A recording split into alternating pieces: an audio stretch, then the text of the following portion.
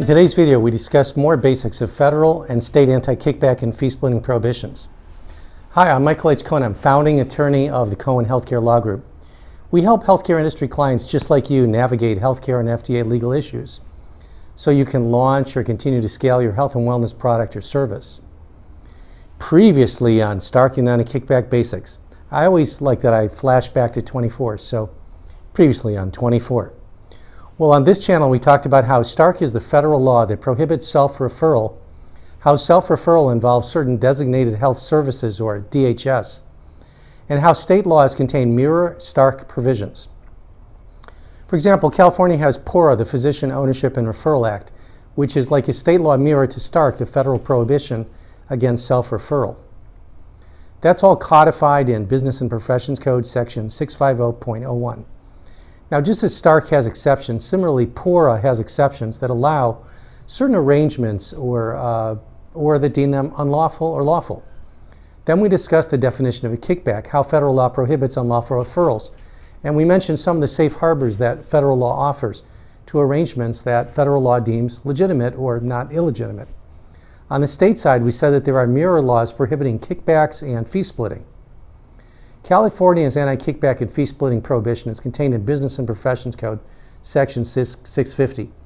Simply put, a kickback is an unlawful inducement to refer a patient for healthcare services. Business and Professions Code 650A says the offer, delivery, receipt, or acceptance by any person licensed under this division of the Chiropractic Initiative Act of any rebate, refund, commission, preference, patronage, dividend, discount, or other consideration, whether in the form of money or otherwise, as compensation or inducement for referring patients, clients, or customers to any person, irrespective of any membership, proprietary interest, or co-ownership in or with any person to whom these patients, clients, or customers are referred, is unlawful. That's a big sentence. Now, there are three key parts. One, there's an offer or acceptance by a licensed healthcare practitioner. Two, the offer or acceptance involves basically money or something valuable like money.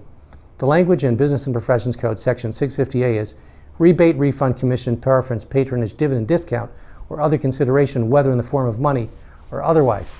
Three, the money or value is compensation or an inducement for referring that involves patients, clients, or customers and sending them to another person.